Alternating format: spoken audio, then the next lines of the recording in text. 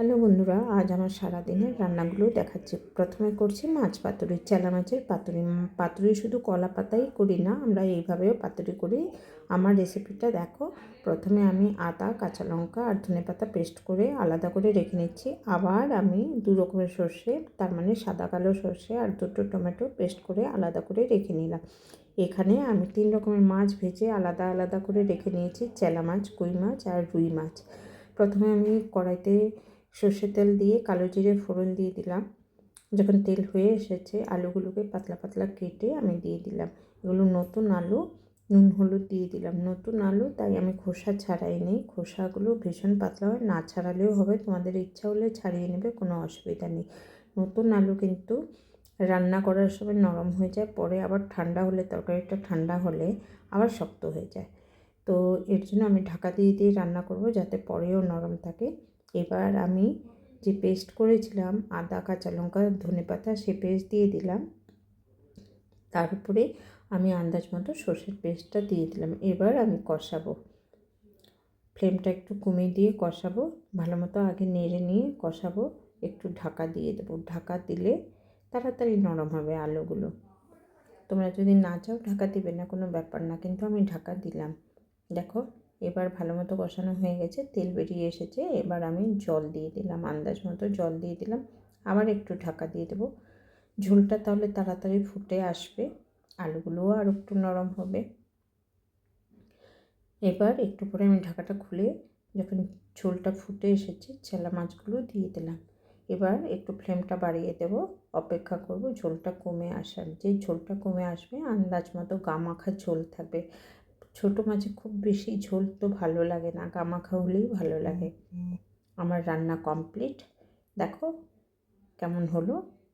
এবার আমি রান্না করছি মিক্সড ভেজিটেবল। এখন শীতের দিনে এই ধরনের মিক্সড ভেজিটেবলের চচ্চড়ি খেতে বেশ ভালো লাগে। সব রকমের সবজি ঘরে যা ছিল আমি পাতলা পাতলা করে কেটে নিয়েছি। এখানে কফির ডাঁটাও আছে, কফির ডাঁটা আমার খুবই পছন্দ। তো এত সবজি না থাক, ইচ্ছা হলে তোমরা যা মন মতো সবজি দেবে। এবার আমি তেলের মধ্যে কিছুই ফোড়ন দিইনি, খুব অল্প তেলে আমি সবজিগুলো ঢেলে আমি সে গামলা দিয়ে একটু চাপা দিয়ে দিলাম। এবার নুন দিয়ে আমি একটুখানি ভাজা ভাজা করে নেব। এখন আমি কিছুই দিচ্ছি না, এর মধ্যে মশলাও না, ফোড়নও না, শুধু এই সবজিগুলোকে হতে দেব খুব ভালো মতো। দেখো, এর মধ্যে কফির ডাঁটাও আছে। কফির ডাঁটা, কচি কচি ডাঁটাগুলো আমার খুব পছন্দ। এটা মেয়ে লোকদের, সব মেয়ে লোকদেরই আমার মনে হয় বেশ পছন্দ। দেখো কমে এসেছে, এবার আমি একটু হলুদ দিয়ে দিলাম।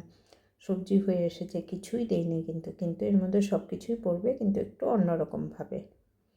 এবার একটু জল দিয়ে দিলাম, যাতে খুব ভালোভাবে গলুক, কেন গাজর, মূলো, সিম এগুলো গলতে একটু টাইম লাগে। একটু জল দিয়ে আমি ঢাকা দিয়ে দেবো, যাতে খুব ভালো মতো গলে। ওইদিকে আমি অন্য একটা কড়াইতে তেলের মধ্যে, সর্ষের তেলের মধ্যে দুটো তেজপাতা দিয়ে দিলাম, 5 ফোড়ন দিয়ে দিলাম। এবার যখন ফোড়নটা হয়ে উঠেছে, তখন আমি জিরে বাটা দিয়ে দিলাম। তোমরা ইচ্ছা করলে জিরে গুঁড়োও দিতে পারো। জিরে বাটাটা দিয়ে একটু কষিয়ে নেব। এরপরে এর মধ্যে অন্য যে মশলাগুলো রেডি করে রেখেছি সেগুলো দেব। সেটা আমি দিচ্ছি আদা, কাঁচা লঙ্কা আর ওই যে ধনেপাতার পেস্ট করে রেখেছি সেটা একটু দিয়ে এইভাবে রান্না করে দেখো।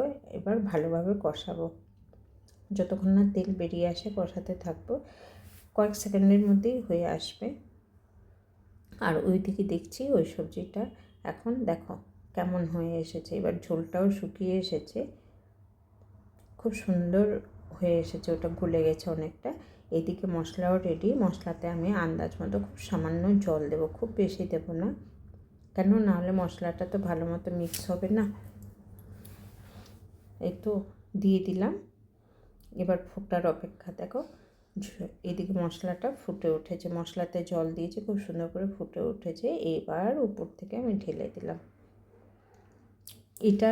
এই যে মিক্সড ভেজিটেবলে উপর থেকে ফোড়ন দিলে অনেক বেশি টেস্টি লাগে এইভাবে করলে, কিন্তু সেটা একবারে করলে সেটা কিন্তু অন্যরকম টেস্ট হবে, এইভাবে করলে অন্যরকম টেস্ট হবে। রান্নার সব একই, মশলাও একই, একটু প্রসেসে হেরফের হলে টেস্টে অনেকটা তফাৎ হয়ে যায়। উপর থেকে একটু আমি চিনি দিয়ে দিলাম, একটু মিষ্টি মিষ্টি হলে বেশ ভালো। তোমরা যদি চিনি অ্যাভয়েড করতে চাও অ্যাভয়েড করবে। এই রান্নাটা কেমন লাগলো নিশ্চয়ই জানাবে। এবার আমি করছি রুই মাছ, সিম দিয়ে, আলু দিয়ে। আমি মাছগুলো তো আগেই ভেজে রেখেছি, দেখো কি সুন্দর কালার হয়েছে।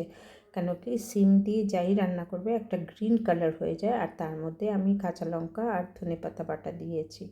দেখো প্রথমেই আমি তেলের মধ্যে কালো জিরে দিয়ে দিয়েছি, তার মধ্যে আলু দিয়ে আগে ভেজে নিয়েছি, তারপরে আমি সিম দিয়েছি।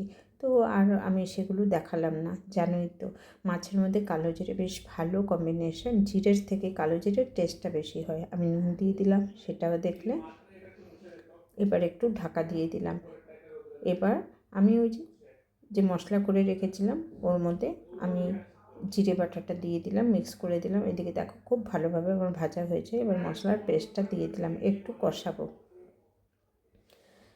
আমার সিম আর আলু হয়েই এসেছে, এই যে কষানোও হয়ে গেছে। এবার আমি সেই বাটি দিয়ে, মশলার বাটি দিয়ে জল দিয়ে দিচ্ছি। দেখো জল আর একটু লাগবে। যে জলটা ফুটবে ভালো মতো, তখন মাছগুলো আমি দিয়ে দেবো। বিশ্বাস করবে না এত সুন্দর কালার হয়েছে। কেন সিম নিজের কালার, সিম দিয়ে যাই রান্না করবে, আমি বারবার বলছি লক্ষ্য করবে কি সুন্দর সবুজ কালার একটা হয়। আর তার মধ্যে কাঁচা লঙ্কা আর ধনেপাতা দিয়ে যখন আমি রান্না করছি পুরো গ্রিন কালার। দেখো রান্নাঘরের আলোতে পুরো এক্সাক্ট কালারটা কখনোই আসে না, কিন্তু খুবই সুন্দর রান্না হয়েছে। কেমন লাগলো এই রেসিপিটা নিশ্চয়ই বলবে। এবার আমি কই মাছ করছি, কই মাছে আমি কিছুই দিইনি, সে কালো জিরে আর সেই বাটা কালো জিরে ফোড়ন দিলাম। যখন হয়ে গেল বাটা জিরে দিয়ে দিলাম, তারপরে হলুদ গুঁড়ো, লঙ্কা গুঁড়ো, একটু ধনে গুঁড়ো দিয়ে কষাবো। আর এর মধ্যেই আমি নুন দিয়ে দেব। একটু জল দিয়ে কষিয়ে পুরোটা শুকিয়ে নেব। যখন শুকানো হয়ে যাবে তারপরে আবার আমি এতে ঝোল দেব। পুরো কষানো হতে হবে, তবে মশলাতে দেখো কষানো হয়ে গেছে, একটা সুন্দর স্মেল বেরোচ্ছে। এবার আমি ঝোলের জন্য আবার জল দেব। এই ঝোলটা ফুটবে খুব ভালো মতো, খুবই ফুটবে ভালো মতো। আমি নুনটা এখন দিলাম, ফাঁকে দিয়ে দিলাম, দেখানো হয়নি হয়তো। ফুটবে এই সময় খুব সামান্য একটুখানি গরম মশলা দিলাম। যেই ঝোলটা আর একটু ফুটবে তখন আমি মাছগুলো দিয়ে দেবো। ঝোলটা অনেকটা শুকাবে যখন আমি নামিয়ে নেব। আমার রান্নাগুলো কেমন লাগলো নিশ্চয়ই আমাকে জানাবে। ভালো লাগলে লাইক, কমেন্ট, শেয়ার।